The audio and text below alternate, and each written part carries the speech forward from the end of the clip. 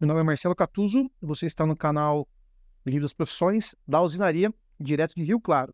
Hoje a minha convidada é a doutora Giovana Dinelli. A doutora é especialista na área civil e vai conversar um pouquinho com a gente sobre o início da carreira ou de toda a sua carreira profissional. Por favor, doutora Giovana, presente para a gente um pouquinho da sua área, o início da sua carreira, como é que começou tudo isso? Bom, uma boa tarde para todos. Uma satisfação estar aqui, Marcelo. Obrigada pelo convite. E fico muito feliz, lisonjeada, né, por estar aqui e dividir aí uma trajetória. São 23 anos dentro da área jurídica. Eu costumo dizer que eu dei sorte, porque quando escolhemos a profissão lá atrás, né, há uma imaturidade, até pela idade e tudo mais. E aí eu vejo que eu dei sorte pelo fato de ser muito feliz na profissão que eu escolhi, né, me sinto absolutamente realizada. E lá atrás eu escolhi, a minha primeira escolha profissional foi a área acadêmica, então eu iniciei, né, o meu trabalho, a minha jornada, lecionando Legal. curso de direito. Isso aconteceu lá em 2001. É, Faz um tempo. faz um tempo, né, faz um tempo. E então a minha trajetória começou com a carreira acadêmica e não aqui na cidade de Rio Claro, né, comecei fora daqui, na cidade de Lins, depois constituí família, aí já viu, né, senti a necessidade de voltar aqui para minha cidade natal, né, por conta da família que me apoiava, enfim. E aí, iniciei então a advocacia aqui nesta cidade, né. E pensando nessa sua jornada profissional, e nessa escolha que você falou com imaturidade, esse tema parece muito aqui, né, a escolha, opa, que nos é obrigado a fazer logo no início da nossa fase adulta, né. Tem muita coisa para descobrir, muita vida ainda para acontecer. E você falou que foi feliz nessa escolha. Você, dando aula, vamos pensar nisso, como você disse a questão acadêmica. O que você vê hoje essa relação sua, do início da sua carreira, com os alunos que você, eh eh, ajudou a formar? Olha, é o trato humano, né, são as relações humanas, eu sempre fui apaixonada por isso. Hoje eu continuo nesse trato humano com a vida na Sim. advocacia, né, e você dividir conhecimentos, você compartilhar ideias, isso tudo sempre fez parte, de uma inspiração, talvez pessoal, né, do qual eu me sinto até hoje muito realizada. Você há quantos anos, perdoe? 49, 49. mas que isso não seja divulgado. Ah, não corta, né. Não, mas eu acabo perguntando a idade porque, assim, né, eu acho que a idade a gente tem que reconhecer e junto com a experiência profissional, como um fator de mérito, né. E eu sempre trago essa visão, porque a experiência de vida, ela, e transmitindo para outras pessoas, ela faz agregar. E parte do canal, aliás, de parte não, acho que toda a intenção desse canal, de forma pública, e desse conhecimento que a gente coloca para as pessoas, é de fato transmitir essa experiência, profissional. E não é fácil encontrar alguém que lá no início da sua trajetória de escolha de vida, da sua profissão, consegue falar: "Eu tive sorte", né, e se mantém com uma frequência, na mesma profissão, e depois consegue transmitir toda esse carinho, essa sorte que teve para outras pessoas. Isso de fato é minha visão, isso é louvável, né. Só que eu acredito também que nem sempre as coisas são fáceis, né. Sem dúvida, sem dúvida. Quais foram os seus grandes desafios? Os desafios eles são diários, né, eles são constantes. Primeiro porque você está lidando dentro da advocacia, Uhum. muitas vezes com, os interesses, as expectativas, às vezes até mesmo as necessidades da pessoa, né, necessidades de primeira ordem, né, dizendo respeito às questões de dignidade humana e tudo mais. Muita coisa diz respeito ao a ao patrimônio, mas muitas questões também dizem respeito à família, às sucessões, então você lida com o sentimento das pessoas, Sim. né. E você desenvolver um bom trabalho, um trabalho que dê resultado e, sobretudo, que você transmita confiança, né? E corresponda às expectativas do teu cliente, é muita coisa, né? É muita coisa. E isso tudo, como você bem disse, ela vem com o tempo, ela realmente vem com a experiência de vida, inclusive. E isso é interessante porque faz pensar que a sua carreira, né, a carreira jurídica, que lida com essa expectativa o tempo todo, é uma balança, sempre tem um meio termo. Uma hora você atende essa expectativa, uma hora não consegue atender isso, né? Na verdade, não depende só de nós, né? No meu caso, eu como advogada, o mérito não é único, exclusivamente meu. Claro que eu desenvolvo o meu trabalho da melhor forma possível, mas o desafio, como você bem colocou, né? É o estudo, sem dúvida nenhuma. Em primeiro lugar, o estudo diário, né? Sobre a causa. O direito, ele é uma ciência extremamente evolutiva, né? E sempre mutável, né? Então, nós precisamos estar atentos, acompanhar o posicionamento dos nossos tribunais superiores. Então, eu acho que o grande desafio é o aprimoramento constante dentro da tua área. Perfeito. E pensando nesse desafio, que acaba sendo um parâmetro natural, né, da sua profissão, e é necessário uma postura de curiosidade o tempo todo, é necessário um comprometimento consigo mesmo. Como que você vê isso? É um comprometimento com aquilo que você faz, né? Com aquilo que você escolheu fazer, né? Então, é de muito compromisso, de muita responsabilidade, de muita dedicação, como tudo. Como tudo deveria ser. Como tudo deveria ser, né? Mas eu sempre falei para os meus alunos, no meio acadêmico especialmente, sem dedicação, não chegamos a lugar nenhum. Nos tornamos medianos. Para não dizer medíocres. E a nossa ciência, ela requer, né, ela requer um destaque. E é a busca constante aí pelo conhecimento, pelas atualizações, né? Hoje em dia, por exemplo, a advocacia, ela não se restringe mais à área jurídica, né? Certo. Principalmente a empresarial, ela é toda extrajudicial. Toda não, mas muito de extrajudicial. A gente estava, você ia falar disso, a gente estava conversando disso antes, um pouquinho antes aqui do bastidor, né? E eu ia perguntar a respeito da área civil. Você justamente falou isso, né? Que não se restringe ao judiciário, então, e traz essa questão do extrajudiciário. São as negociações que não acontecem diante do juiz. Exatamente, né? Então, nós temos uma advocacia judicial, dependemos aí do Estado, claro, né? E também temos a advocacia extrajudicial, não só no quesito orientação, consultoria, mas hoje nós temos muitos procedimentos, por exemplo, que são realizados em cartório, né? Então, é o caso de uso capião, é o caso de inventário, né? E hoje em dia também, né, até uma área que eu tenho me dedicado bastante e que eu estou gostando muito, diz respeito aos holdings, holding familiar, né? Do qual hoje o atrativo é imenso por conta da quantidade de impostos que são reduzidos, né?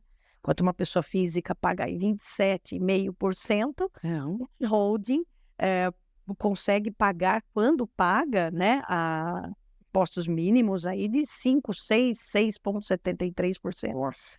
Então, é algo que é bem atrativo. Bastante atrativo, né? Se a gente pensar em que muitos investimentos, eles procuram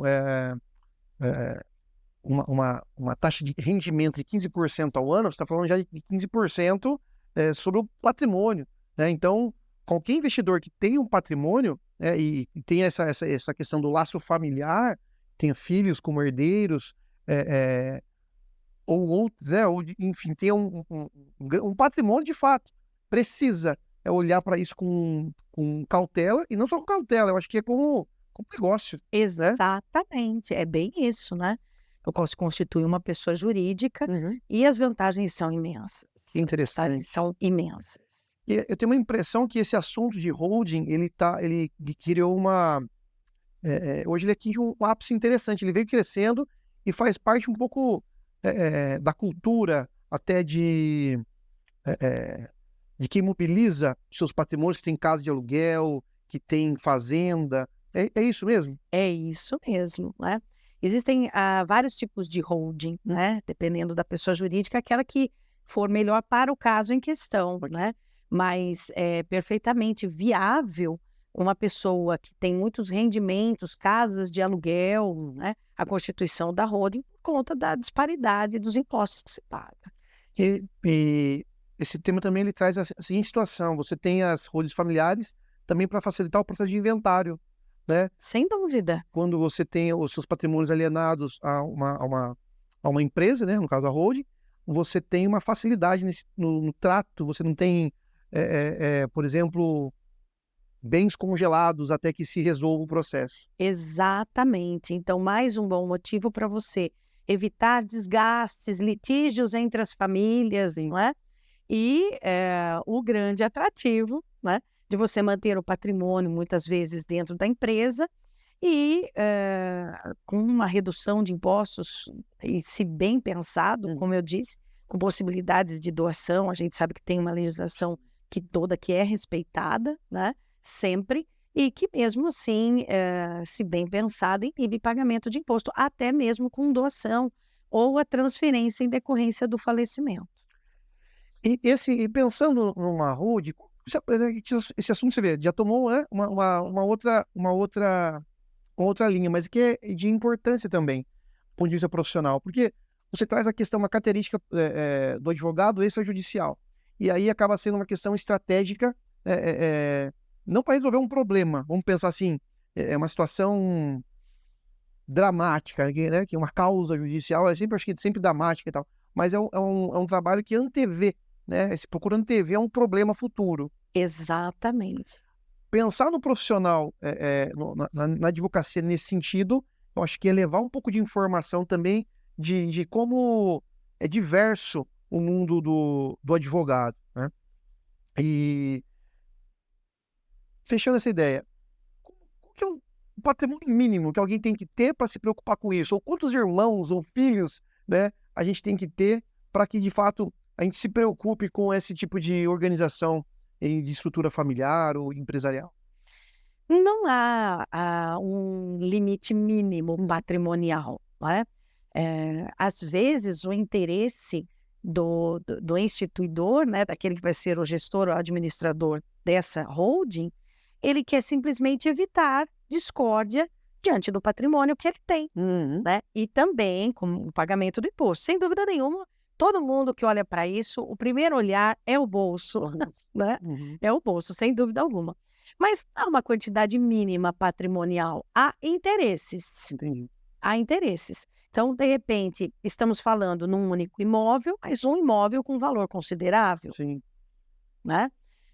E aí, realmente, há necessidade de uma boa conversa para saber do intuito, né?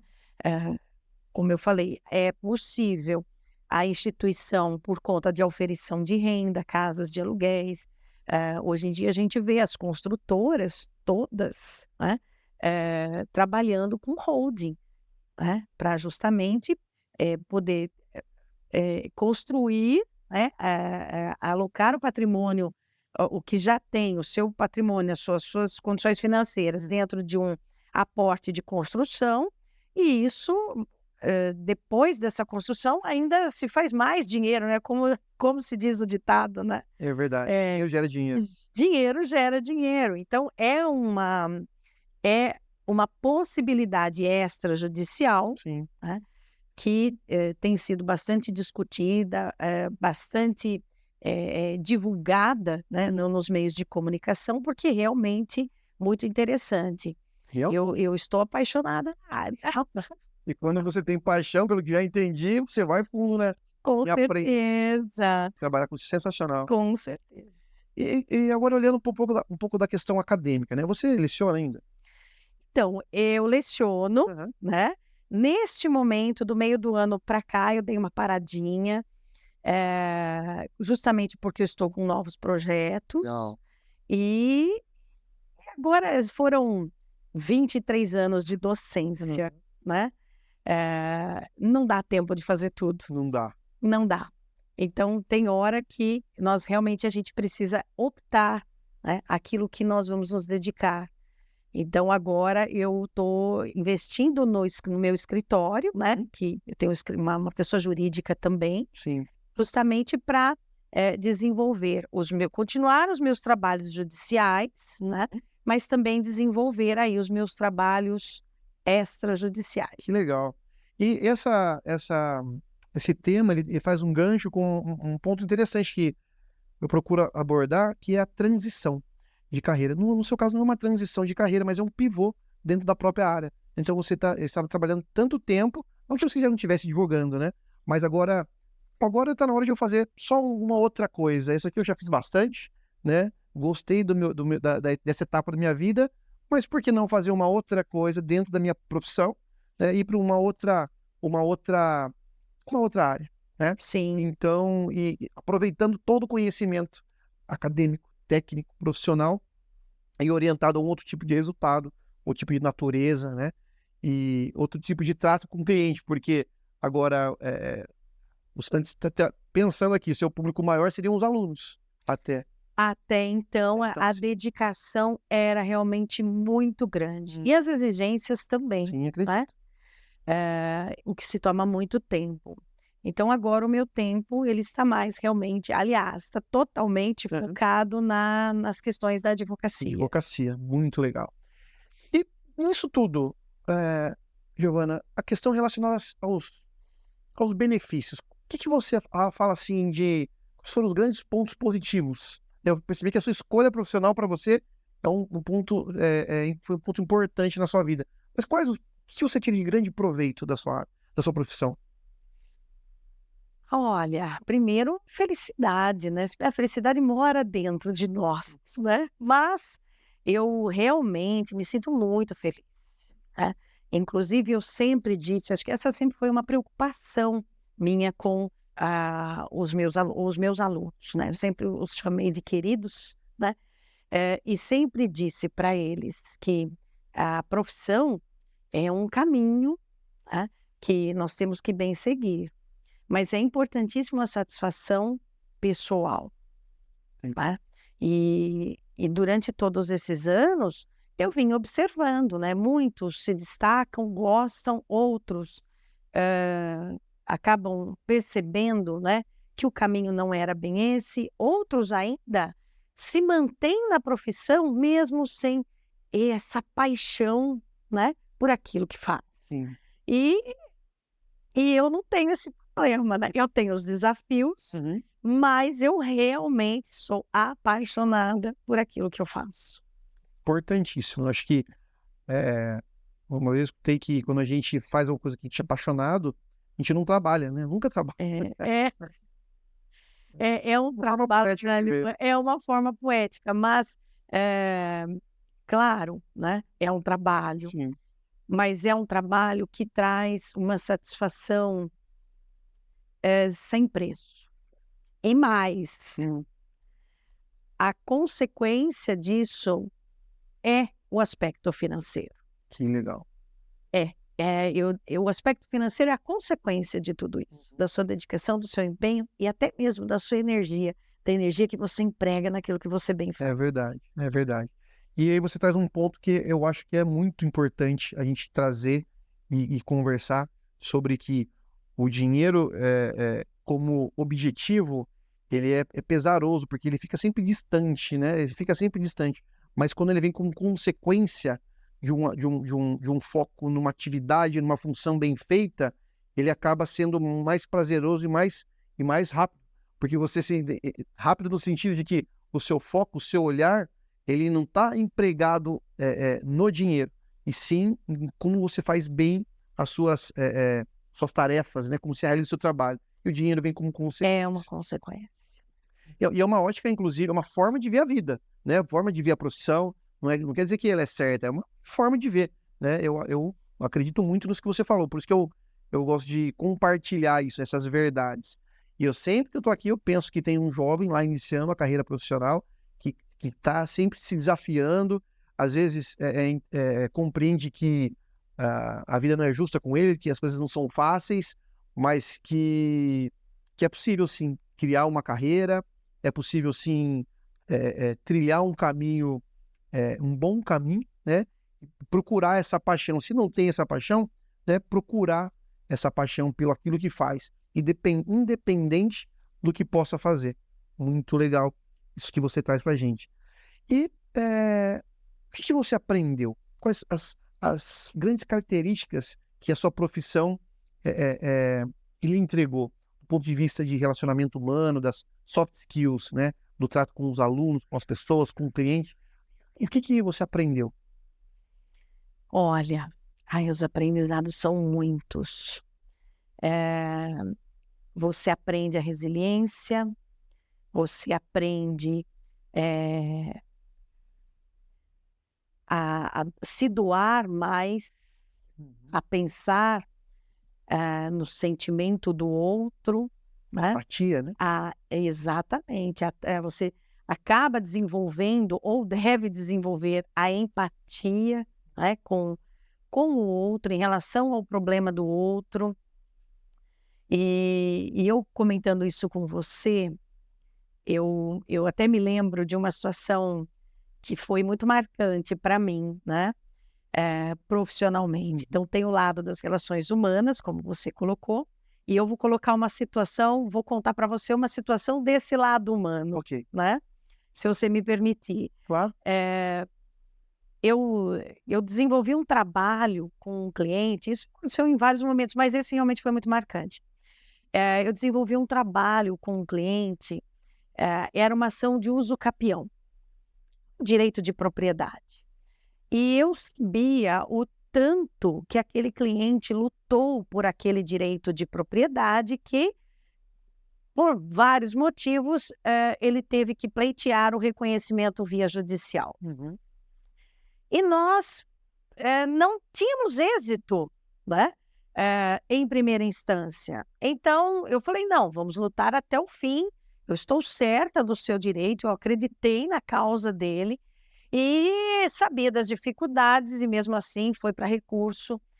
E aquele recurso que você está esperando, né, ao que vier, eu vou ter que dividir, eu fiz o meu melhor, como sempre. E aí vem como resultado a reforma da decisão do juiz, do juiz de piso, Uhum. e imagina a minha felicidade, né, de conseguir alcançar o objetivo lá do cliente, a expectativa dele. Mas esse não foi o melhor. O melhor foi eu telefonar num sábado pela manhã, logo que eu recebi a notícia do acórdão em São Paulo, e logo que ele me atendeu, eu acho que ele não olhou de primeira na bina dele, né, e eu disse: "Fulano, sou eu". E naquele minuto ele chorou no telefone, né, ele se emocionou no telefone e eu até me emociono ainda hoje. E eu disse: "Mas você nem sabe o que eu vou te dizer", né, e ele falou: "Eu tenho certeza do resultado". Então essa confiança, né, adquirida no meu trabalho, confiança adquirida no profissional, né, é um plus que nem sempre a gente consegue, É verdade. mas, nesse caso, me tocou muito, né, como relação humana. Hoje eu tenho mais do que um cliente, inclusive, né, eu já o considero um amigo. Depois, inclusive, eu vou divulgar, ele vai saber que eu estou falando dele, né. Sensacional. É. E é interessante isso que você trouxe, esse caso que você trouxe, ele me faz pensar o seguinte: nem sempre a gente vai ter o reconhecimento que a gente gostaria de ter, né? Mas esses casos que marcam a nossa trajetória profissional, a gente deve olhar para esses casos, essas situações, como gás, né? Como esse combustível, gás no sentido de combustível que nos projeta para frente, porque é sensacional receber essa emoção de compartilhar o sucesso do outro. É o seu sucesso, mas é o dele, É. principalmente o dele, né? que representa um ganho na vida, né? Quantos casos ainda você não terá, né, ou já teve, mas para aquele cliente, para aquela pessoa, tem uma responsabilidade de vida, uma situação que é principal, né? Então, utilizar essas situações da vida como agente motivador faz com que a gente trabalhe nossa resiliência de fato, continue a seguir a carreira profissional sem desistir, sem esmoecer, né? E olhando, acho que para a direção certa. Tem o dinheiro, que é importante, sim, mas o entusiasmo, né? O combustível que a gente precisa recorrer, né? Porque não é nem sempre a gente está bem, né, dentro do nosso trabalho. Então, acho que é importante essa ideia. Eu gostei muito. E cada dia mais aprendendo, né? Eu falo que eu sempre aprendo, aprendi hoje mais uma vez. Espero que você ainda esteja aprendendo também hoje. E compartilhar a experiência é uma forma de a gente crescer. Isso é fundamental. Giovana, para mim foi uma satisfação ter convidado você, ter participado dessa conversa, desse bate-papo. Sei que passa rápido, né? E eu gostaria de pedir para você que você deixasse uma dica, uma orientação para essa nova geração de profissionais que estão chegando no mercado de trabalho. Qual seria, então, essa grande dica para essas pessoas? Tá certo, vamos lá. Bom, eu acho que a primeira dica, né, falando nessa questão de se esmorecer, de muitas vezes bater o desânimo, né, diante das dificuldades que nós encontramos dentro de toda e qualquer profissão, né? A minha primeira dica é: não desista e estude. Estude, estude. Nós temos uma geração hoje bastante imediatista. Temos que tomar cuidado com isso, com o grau do imediatismo que colocamos nas nossas expectativas. Façamos o nosso melhor, nos empenhemos, né? O estudo é muito importante. Conheça a técnica. Tá certo que eu sou professora de processo civil? E aí, eu quero dividir com vocês como é importante conhecer a técnica, né? Se você conhece bem a técnica, você enfrenta melhor os desafios. E para isso também requer o estudo. Além, como já conversamos aqui, de buscar a empatia nos casos. Então, com estudo, dedicação, a paixão por aquilo que faz e a empatia, o sucesso é certo. Fantástico. Mais uma vez, muito obrigado pela participação aqui com a gente. E para você que chegou até aqui, tchau, tchau. Tchau, tchau. E para você que chegou até aqui, esse é o Livro das Profissões 2024. Este livro é uma compilação de mais de 3.000 profissões em 60 grandes áreas do conhecimento. Ele está disponível na versão capa dura, em papel cochê, com imagens ilustradas e coloridas. Ele é um excelente presente para sua mãe, para o seu pai, para aquele filho que está iniciando a carreira profissional ou para aquele amigo que quer mudar de carreira. Você pode adquirir no site da Amazon.com nas versões em inglês e em português. E também no link na descrição abaixo. Garanta já o seu.